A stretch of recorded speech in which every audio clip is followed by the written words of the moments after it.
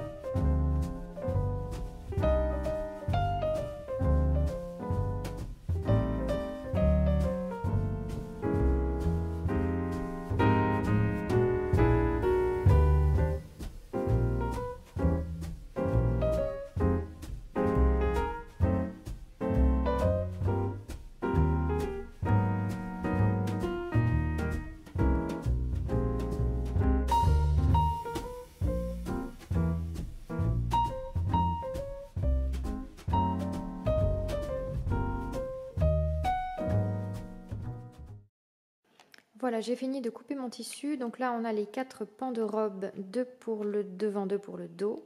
Ici, les 2 ceintures. Ici, ce qui concerne les manches. Donc, dessus de manche, dessous de manche, revers. Le col, les 2 rabats de poche.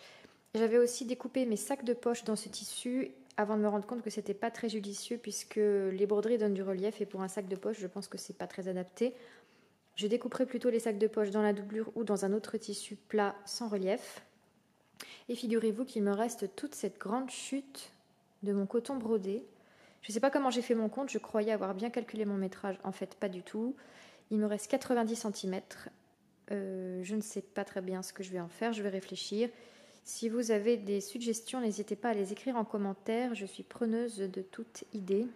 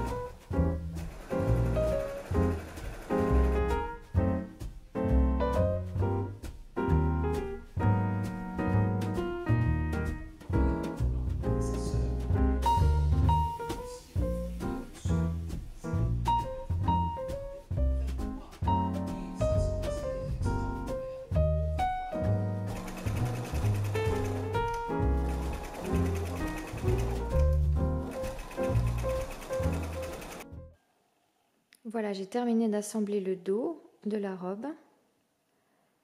Maintenant, je vais m'occuper des ceintures qui sont là. Donc les ceintures, c'est très simple. On couche chaque morceau de ceinture avec son jumeau endroit contre endroit. On retourne en surpique. Et je vais découper mes sacs de poche dans ce satin synthétique qui me restait d'un autre projet. J'avais découpé dedans une doublure pour un veston de costume pour mon compagnon. Et ensuite, je pourrais passer au montage des poches, qui est le point délicat de ce patron. J'ai bien lu le livret, j'ai compris normalement, mais ça demande de la précision. J'espère que ça va bien se passer.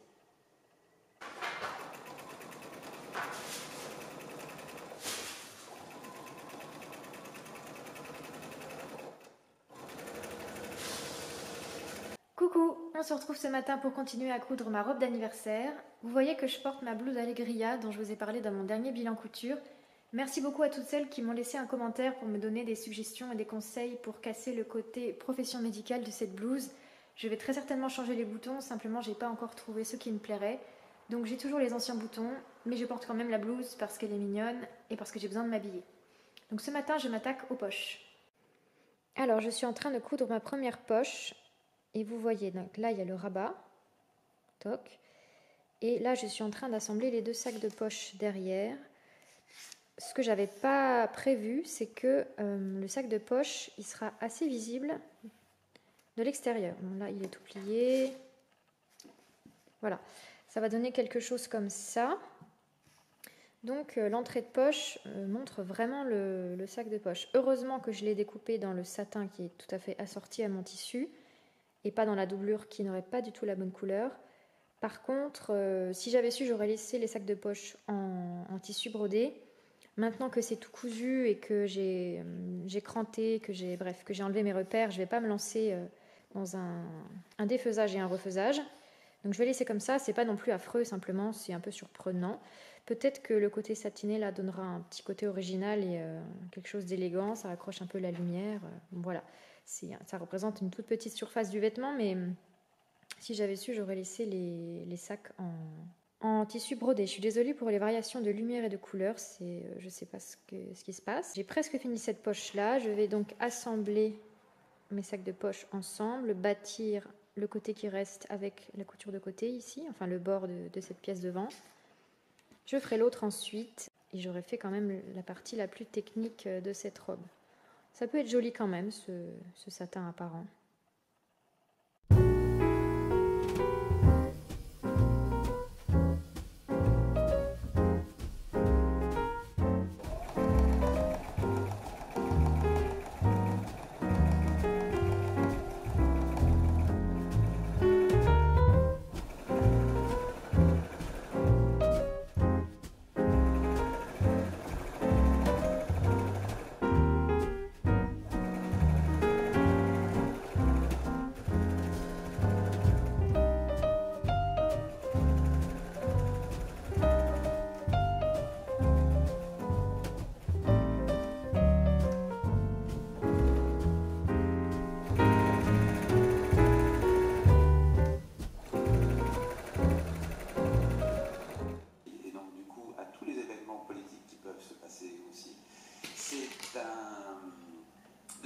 C'est un diplomate, comme on le verra peut-être après tout à l'heure, mais dans les années 1560, il est à la fois proche de Philippe II d'Espagne, qui est, et c'est là on oublie souvent.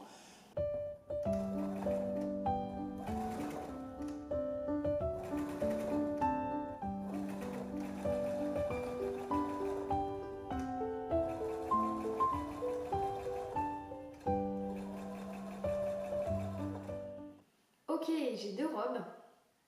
La robe extérieure, la robe en doublure. La robe extérieure, ce qui est le plus intéressant, je dirais, pour l'instant, c'est les poches, toutes belles. Et finalement, le satin apparent, j'aime bien, ça fait un joli détail. Et sur la robe en doublure, vous voyez que j'ai fait un assemblage de tissu, parce que tout simplement, cette partie-là de l'encolure, elle va être repliée vers l'extérieur, c'est le revers du col. Donc il fallait absolument qu'elle soit faite dans le tissu brodé puisque ça allait être visible. Que ce soit la doublure ou la parmenture, cette partie-là de la robe, elle est visible une fois retournée, donc il fallait que ce soit le tissu brodé. Donc ce que j'ai fait, c'est que j'ai coupé ma pièce de milieu devant en 2, une partie haute, une partie basse. J'ai découpé le bas dans la doublure et le haut dans le tissu brodé. J'ai fait une limite à peu près à la taille. J'ai pas découpé l'ensemble de la pièce dans le tissu brodé puisque j'avais pas assez de métrage. Comme je vous l'ai dit, toutes les pièces, les pans de la robe sont d'un seul tenant, haut et bas d'un seul coup. Donc j'avais plus assez de métrage pour découper tout le milieu devant dans le tissu brodé, mais j'avais largement assez pour découper la moitié. Et ça suffira puisque une fois le col replié vers l'extérieur, on arrive à peu près là. Et moi j'en ai jusqu'ici, donc j'ai prévu large exprès. Normalement il n'y aura pas de problème. Il me reste maintenant à bâtir sur ma robe extérieure le col, qui est ici, et les 2 ceintures, la ceinture gauche si je ne me trompe pas, et la ceinture droite. J'ai entoilé ces pièces avec la batiste de coton. Je pense que ça renforce pas grand chose, mais c'est toujours une épaisseur de plus. Voilà, c'était histoire de dire que j'avais entoilé. Donc il me reste maintenant à bâtir ça et à assembler mes deux robes et faire le roulet de la robe extérieure. Et j'aurai fini. Non, il restera encore à coudre les poignées de manches sur les manches et c'est tout.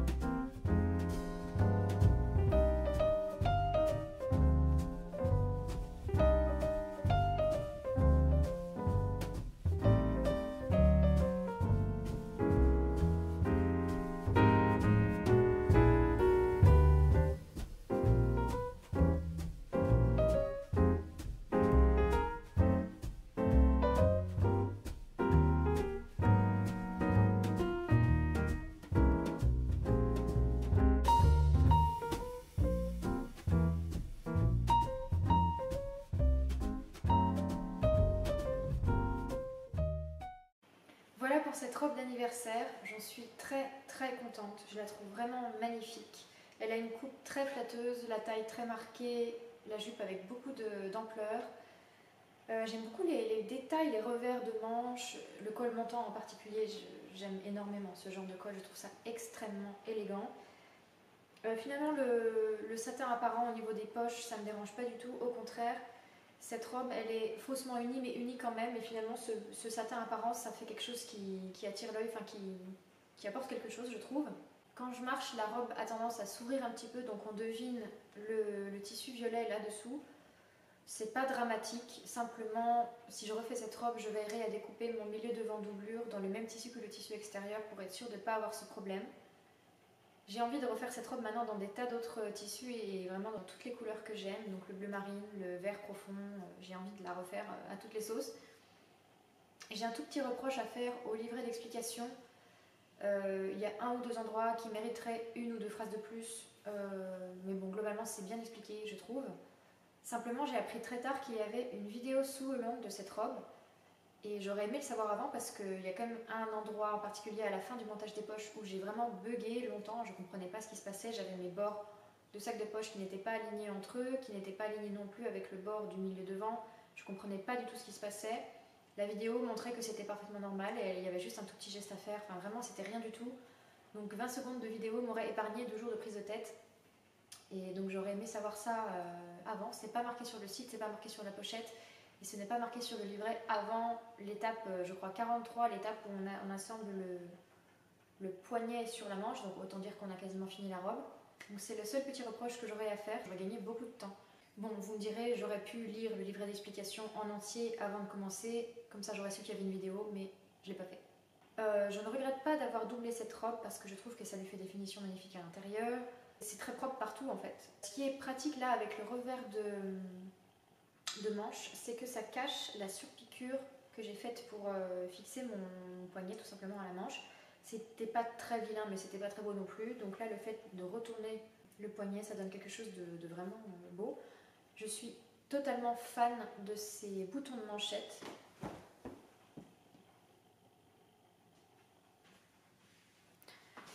Je les ai trouvés hier à la mercerie et vraiment je les ai trouvés magnifiques.